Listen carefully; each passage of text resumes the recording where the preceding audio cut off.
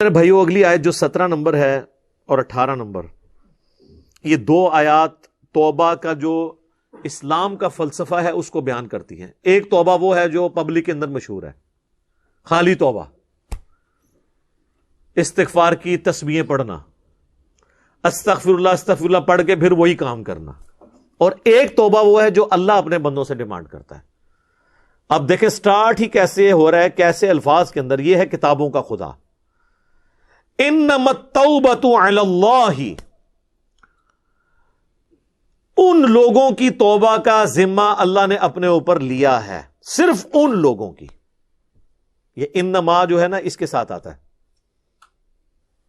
للذین یعملون السوء بجہالۃ، وہ لوگ جو جہالت کے اندر گناہ کر بیٹھے، اگنورنس کے اندر، بھول چوک ہو جائے، اگرچہ انہیں پتا بھی تھا گناہ ہے، سرکشی نہیں تھی، بس نفس سے مغلوب ہو کے کر لیا، ثم یتوبون من قریب، اس کے بعد فوراً ایک توبہ کر لیں، یعنی ان کو فوراً پتا چل جائے کہ یار یہ غلط ہو گیا کام۔ فَأُولَئِكَ يَتُوبُ اللَّهُ عَلَيْهِمْ، تو ایسوں کی توبہ اللہ تعالیٰ کے ذمہ کرم کے اوپر ہے، اللہ تعالیٰ ان کی طرف توبہ فرماتا ہے۔ اچھا، بندہ بھی توبہ کرتا ہے اور اللہ بھی توبہ کرتا ہے، توبہ کہتے ہیں رجوع لانے کو۔ تو جو کوئی بندہ توبہ کرتا ہے تو بندے کی توبہ کیا ہے کہ گناہ کرنے کے بعد اللہ کی طرف رجوع لانا، اور اللہ کا توبہ کرنا یہ ہے کہ اللہ تعالیٰ بھی جو ناراض ہوا ہوتا ہے نا، دوبارہ سے اپنے بندے کے اوپر نظر شفقت فرما کے اس کی طرف رجوع لا کے راضی ہو جاتا ہے۔ التواب اللہ کا نام ہے، اللہ بھی توبہ فرماتا ہے، لیکن وہ یہ والی توبہ نہیں ہے۔ ہماری توبہ ہے جرم کے بعد معافی کے لیے دعا کرنا، اور اللہ کا یہ ہے کہ مجرم کی اس معافی کو ایکسپٹ کر کے دوبارہ سے اللہ بندے کی طرف رجوع لاتا ہے، یعنی دوبارہ اس کے لیے رحمت کا دروازہ کھول دیتا ہے۔ الحمدللہ۔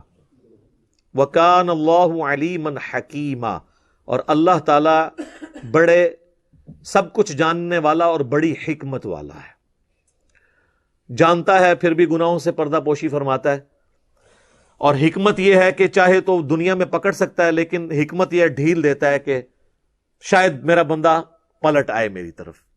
یعنی اللہ تعالیٰ کوئی فنیٹک تو نہیں ہے نعوذ باللہ کہ وہ زبردستی سزا دے کے اسے خوشی محسوس ہوگی، ایسا نہیں ہے۔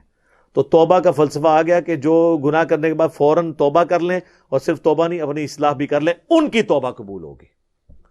تو باقی خالی توبہ تو جتنی مرضی کرتے رہیں تو اس کا تو کوئی فائدہ نہیں ہے، لیکن توبہ کا دروازہ کھلا ہے۔ وہ جامعہ ترمذی میں حدیث ہے کہ موت کے غرغرے سے پہلے پہلے، یعنی نزع کا عالم شروع ہونے سے پہلے پہلے توبہ قبول ہے۔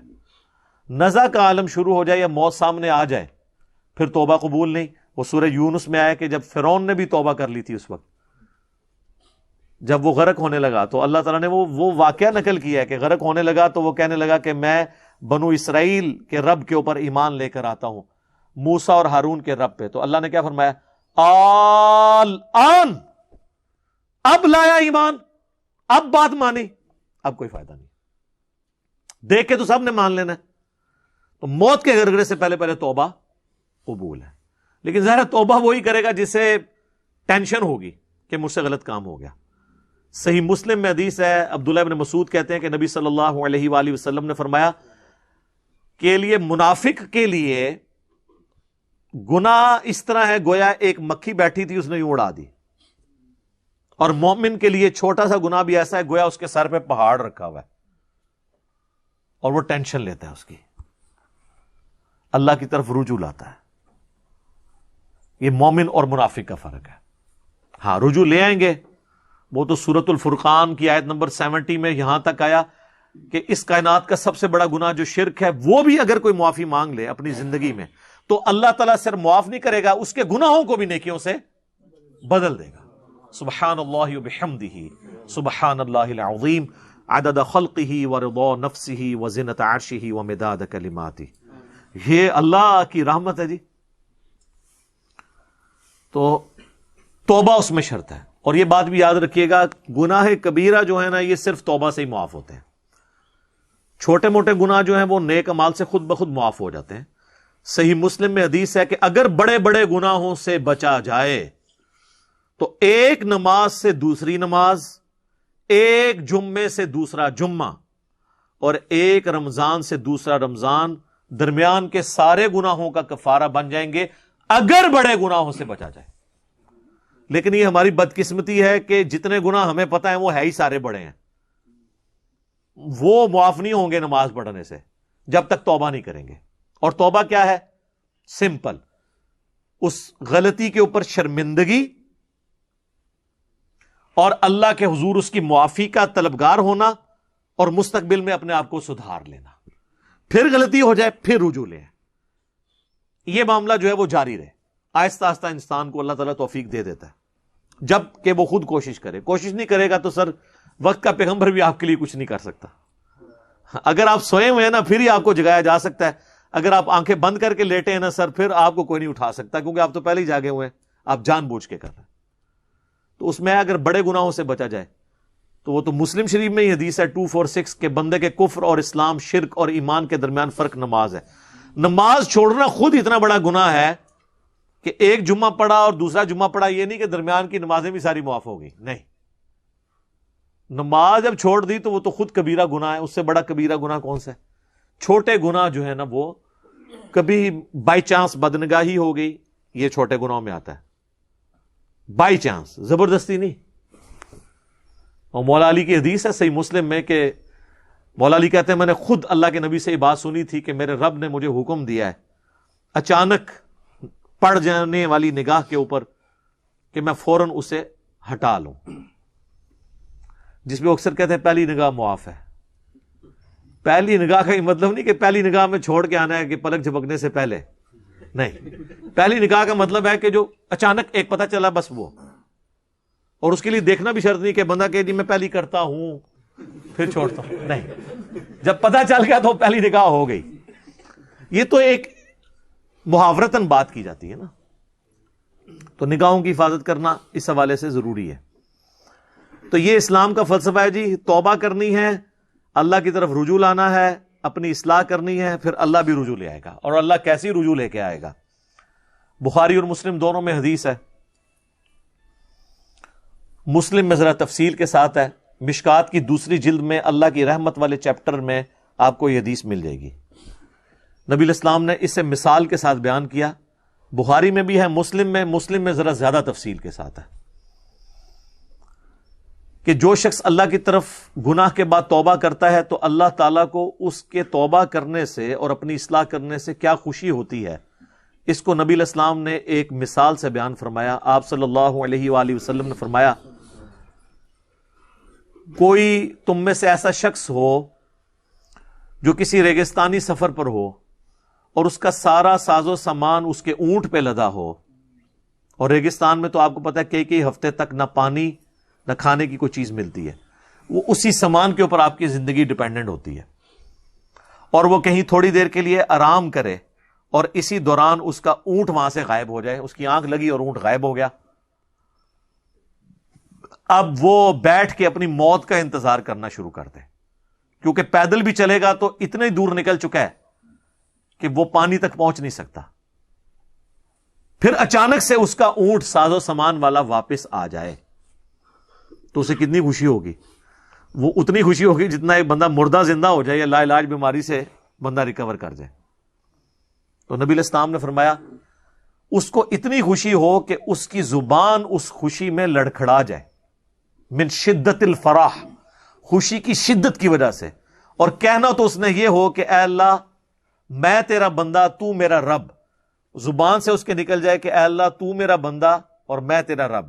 لیکن آگے الفاظ ہے من شدت الفرح، خوشی کی شدت کی وجہ سے. تو اس سے زیادہ خوشی اللہ تعالیٰ کو ہوتی ہے اس بندے پر جتنی اس اونٹ ملنے والے کو ہوگی کہ جب کوئی شخص اللہ کی طرف گناہ کے بعد توبہ کرتا ہے. سبحان اللہ. بعض لوگوں نے اسے مس یوز بھی کیا اپنے بابوں کے چشتی رسول اللہ اشرف علی رسول اللہ کو بچانے کے لیے.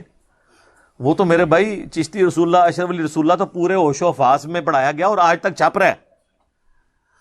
ہاں یہ نہیں ہے. اور وہ کہتے ہیں مسلم شریف میں یہ حدیث موجود ہے، یہ ثبوت ہے کہ اگر کوئی کلمات کفر کہہ دے خوشی میں تو اس کے اوپر گرفت نہیں ہوتی ہے. تو ہم کہتے ہیں چلے آپ نے شکر ہے مان تو لیا، یہ کفر کروایا ہے انہوں نے. پہلی یہ تو بات یہ آپ مانتے ہی نہیں تھے کئی تو یہ تعویل کرتے تھے چشتی رسول اللہ کا مطلب یہ ہے کہ وہ جو ہے نا وہ پیر جو ہے نا وہ متبع سنت ہے. اشرفی تھانوی رسول اللہ کا مطلب ہے کہ وہ پیر متبع سنت ہے. چلے اب تو اتنا تو آپ طے کیا کہ یہ کفر ہے. اب اگلی بات یہ ہے کہ کفر جو لوگ ابھی تک چھاپ رہے ہیں اور من شدت الفراہ میں تو اس کی زبان لڑکھڑائی ہے. ان کی تو زبان نہیں لڑکھڑائی, انہوں نے کہا بیٹا پڑھ, اور دوسرے نے کہا کہ بیٹا کوئی پریشانی کی بات نہیں, اس میں تسلی ہے کہ جس پیر کا تو کلمہ پڑھ رہا ہے وہ متبع سنت ہے. چلو زبان تو اس کی لڑکھڑائی تھی, جس ابا جی نے اس کی تفسیر بیان کی ہے اس کی زبان تو نہیں لڑکھڑائی. بابوں کو بچانے کے لیے کیا کچھ کرتے ہیں. تو میں آخری حل ان کا یہی کرتا ہوں, ان کو کہا کریں آپ کہ اللہ کرے تمہاری آخرت میں تمہارے ساتھ وہی کچھ ہو جو ان کے ساتھ ہونا ہے. اتنا کوئی اعتماد نہیں رکھتا.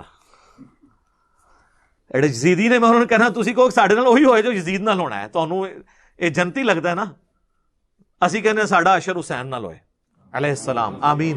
ٹھیک ہے نا جی, تو پھر پتہ چل جائے گا آپ کا کانفیڈنس لیول کیا ہے. تو وہ اس حدیث کا سہارا لے رہے ہوتے ہیں, وہ من شدت الفرح, وہ کہتے ہیں جی اس میں بھی آیا شدت کی وجہ سے.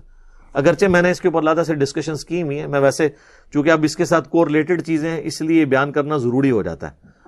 توبہ کے اعتبار سے یہ حدیث تو یعنی ایک بہت بڑی حدیث ہے, اور توبہ ویسے بھی آپ نے کرنی ہے. بخاری مسلم میں حدیث ہے,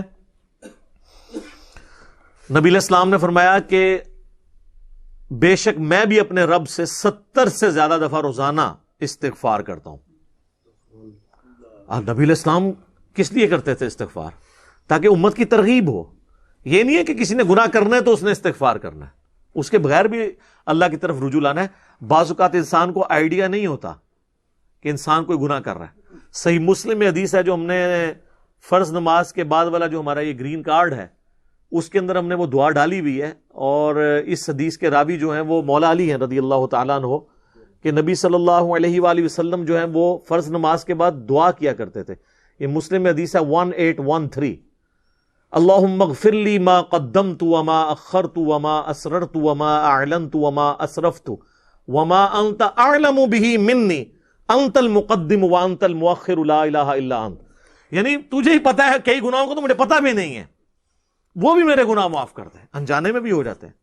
تو توبہ والا معاملہ تو میرے بھائی کریٹیکل ہے, یہ تو ہر شخص کو ضرورت ہے. حتیٰ کہ اس کا کلائمیکس وہ حدیث ہے جو بخاری اور مسلم دونوں میں ہے. اللہ کے محبوب صلی اللہ علیہ وآلہ وسلم نے فرمایا کوئی شخص بھی محض اپنے اعمال کی بنیاد پہ جنت میں داخل نہیں ہوگا. صحابہ نے جرت کر کے عرض کی کہ اللہ کے نبی آپ بھی؟ فرمایا ہاں میں بھی, جب تک میرے رب کی رحمت مجھے ڈھانپ نہ لے میں بھی محض اعمال کی بنیاد پہ جنت میں نہیں جاؤں گا. تو سر باقی کس کھاتے میں؟ تو توبہ, استغفار, رحمت کی دعا کرنا یہ ہر ٹائم متوجہ رہنا چاہیے. صحیح مسلم میں حدیث ہے کہ جب انسان زنا کرتا ہے تو اس وقت وہ مؤمن نہیں ہوتا, جب وہ چوری کرتا ہے وہ اس وقت مؤمن نہیں ہوتا. اسی طریقے سے اور آپ نے کبیرہ گناہ گنوائے, اور پھر الفاظ ہیں کہ اس کے اندر سے ایمان نکل کے اس کے سر پہ منڈلانا شروع کر دیتا ہے, حتیٰ کہ جب وہ اللہ کی طرف رجوع آتا ہے تو پھر ایمان اس کے اندر واپس آتا ہے. بڑا خطرناک معاملہ ہے. استغفر اللہ الذی لا الہ الا ہو الحی القیوم واتوب الیہ من کل ذنب واتوب الیہ, آمین.